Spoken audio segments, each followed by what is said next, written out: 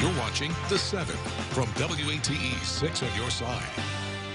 Good evening, I'm Bo Williams, and welcome to The 7. Let's get a look at the big 7 stories right now. Topping the list for us tonight, we're hearing a call from the public today for a traffic signal along a stretch of roadway in South Knoxville. Different drivers want different changes. Regardless, they see a problem.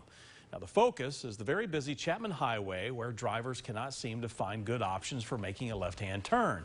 WATE 6 on your side reporter Paige Week shows us the issue and the changes they're hoping to see. Bo, this controversy comes after weeks of frustration surrounding this road right here in South Knoxville. People having to use the back road behind Gold's Gym to come here to this light, which is in front of the gym. But then the gate to that popular back road was closed, essentially forcing people to either drive farther to hit another light or risk turning left. But then the gate to that back road was opened. But at the end of the day, many people say this easement and all of the back roads just aren't enough. There is some kind of awful accident there weekly, it seems. There have been so many people killed there over the last couple of decades. We brought these concerns to City Council member Tommy Smith. We have his reaction right now on WATE.com. Reporting in Knoxville, Paige Weeks, WATE 6 on your side. Bo? All right, Paige, thank you. A man was arrested this morning after a jogger says she was randomly assaulted in Market Square. The woman reported the assault just after 7 this morning. Now, she was jogging near the subway in Market Square when we're told this 34-year-old man, Japa Goins, assaulted her. Now, bystanders came to help the woman, who we're told escaped with only minor injuries, and Goins then ran. Now, he was located at the Probation and Parole Board on Elm Street just hours later and taken into custody. According to KPD, Goins admitted to the assault in an interview with investigators. He faces aggravated kidnapping and attempted rape charges. Investigators have also filed for an additional warrant charging Goins with violation of the sex offender registry. We checked the registry, and as you can see, Goins has a lengthy record with previous rape and sexual battery charges. Chief Paul Noel has since commended those who stepped up to help the jogger this morning, saying in part, quote, "I am also thankful for the bystanders who jumped in to help when help was needed." He continued saying people should feel and be safe in every public space in our city, and we will respond quickly to address any actions or behavior that compromises that sense of safety. Next now on the 7 for us tonight, investigators have discovered beloved mother and teacher Eliza Fletcher's body outside of an abandoned house in South Memphis. The charges against the suspect have now been upgraded to include murder.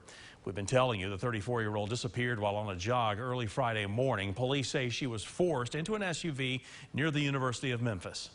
Now, that same SUV was found by Memphis police on Saturday belonging to Cleotha Abston, who was then taken into custody. Despite the arrest, Fletcher was still missing at the time. That is, until her body was found during a search in South Memphis last night, near where police say Abston was seen cleaning out his vehicle. Abston made his first court appearance this morning on multiple charges, including tampering with evidence, kidnapping, and because of Fletcher's identification, first-degree murder. Tonight, so many across the city and the nation questioning why investigators believe he targeted Fletcher early Friday morning while she was on her usual run. Now, newly elected Shelby County District Attorney Steve Mulroy had this message to those living in the University of Memphis area, where officers say the abduction was caught on camera. Look, both law enforcement and the DA's office, right, have as their absolute #1 priority keeping people safe. And tragedies like this are going to happen, but we're going to be doing everything we can to make sure that people can walk the streets without looking over the shoulder and going about their daily business without fear. We should point out this is still an ongoing investigation. Of course, we'll continue to keep you posted.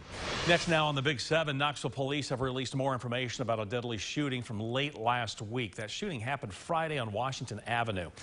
Now, we're now learning a 17-year-old boy was killed in the attack. We're told there were 3 others in the victim's car, including 22-year-old Isaiah Harris, who was taken into custody for violation of probation.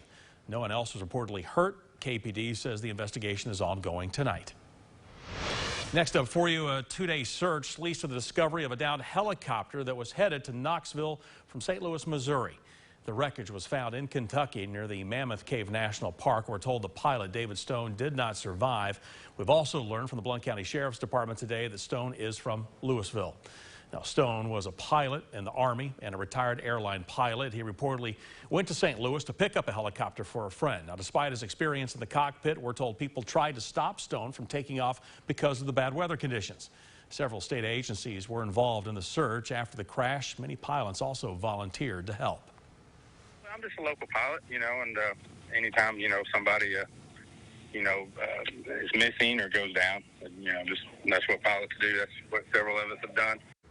The NTSB is now investigating this helicopter crash.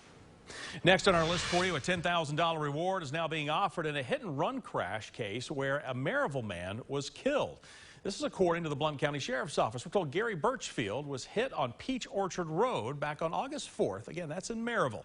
Sheriff's Office says he was found lying in the road. He was taken to the hospital and pronounced dead just a short time later.